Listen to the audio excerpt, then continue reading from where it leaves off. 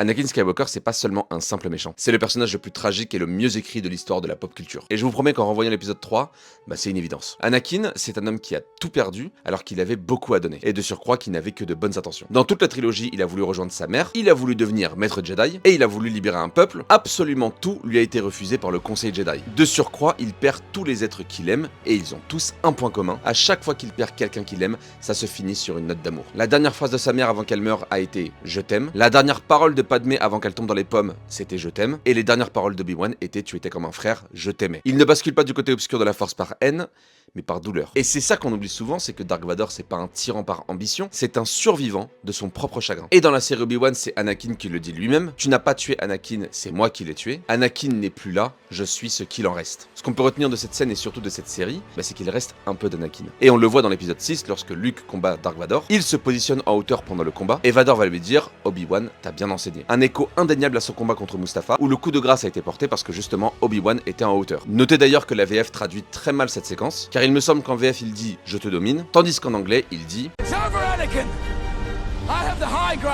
ce qui peut se traduire en français par « j'ai de la hauteur », en gros qu'il est au-dessus de lui, donc en position de force. Et bien évidemment la fin, quand Luke est sur le point de mourir, Vador décide de le sauver. Ce qu'il reste d'Anakin sauve Luke. C'est d'ailleurs très intéressant d'avoir fait ce parallèle entre les deux fois où Anakin est confronté à un dilemme, dans l'épisode 3 et dans l'épisode 6. Un premier dilemme où il rejoint le côté obscur de la force, et le deuxième où il sauve son fils et rejoint le côté clair une dernière fois. D'où cette réplique très émouvante, lorsque Vador souhaite voir son fils de ses propres yeux, car pendant des années Dark Vador ne ressentait que par le biais des prothèses, jusqu'à ce que Luke sauve Anakin. Et c'est ça la beauté d'Anakin Skywalker, un personnage qui était prêt à tout donner et à qui on a tout pris. Et toi, c'est qui ton personnage préféré de l'univers Star Wars ?